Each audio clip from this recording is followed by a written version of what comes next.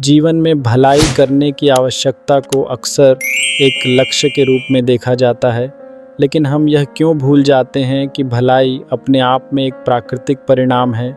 जब हम बुराई का त्याग करते हैं, मनुष्य का स्वभाव ऐसा है कि वह प्रयोगों, अपेक्षाओं और संवेदनाओं से प्रभावित होता है। जब हम नकारात्मकता और बुराई से परे निकलते हैं, तो हमें स्वयं उसमें भलाई देखने को मिलती है। बुराई का त्याग करना कोई कठिन कार्य नहीं है, बल्कि इसके लिए केवल एक दृढ़ निश्चय की आवश्यकता है। जब हम अपने विचारों, शब्दों और कार्यों में अच्छाई की ओर जाने का निश्चय करते हैं, तब बुराई अपने आप पीछे हट जाती है। सोचिए, जब हम गुस्से, नकारात्मकता और घृणा को छोड़ देते हैं, तो हमारे अंदर का सच्चा प्रकाश कैसे चमकने लगता है। हम दूसरों के प्रति दयालुता और सहानुभूति दिखाते हैं। इसे एक सरल उदाहरण से समझा जा सकता है। जब हम द्वेष की भावना को छोड़ देते हैं, तो हम दूसरों के प्रति खुलते हैं। इससे हमारे मन में शांति और प्रेम का संचार होता है, जिसे हम समाज में फैला सकते हैं।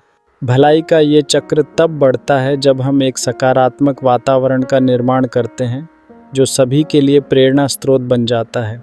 हमारे आसपास की दुनिया में अच्छाई की आवश्यकता है, लेकिन यह हमें स्वयं निर्माण करनी पड़ेगी। इसका सबसे महत्वपूर्ण रास्ता बुराई का त्याग करना है। जब हम दूसरों की असामर्थ्य, असमानता और दुख पर ध्यान केंद्रित करते हैं और उनके प्रति सहानुभूति व्यक्त करते हैं, तो हम न केवल अपने भीतर की भलाई को जागृत करते हैं, बल्कि समाज में सकारात्मक बदलाव भी लाते हैं।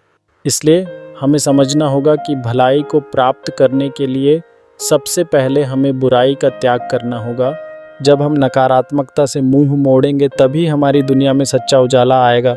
यह चेतना का विस्तार हमें सिखाता है कि हम स्वच्छता, प्रेम और सद्भावना का पथ प्रदर्शक बन सकते हैं। अंत में बुराई का त्याग करते हुए हम अपने अंदर की अच्छाई खोजते हैं। यह एक ऐसा बदलाव है जो न केवल हमारी आत्मा को सशक्त बनाता है, बल्कि इसे दूसरों के जीवन में भी संचारित करता है। इसलिए आइए हम दृढ़ता से बुराई का त्याग करें और सकारात्मकता में मार्गदर्शन करें।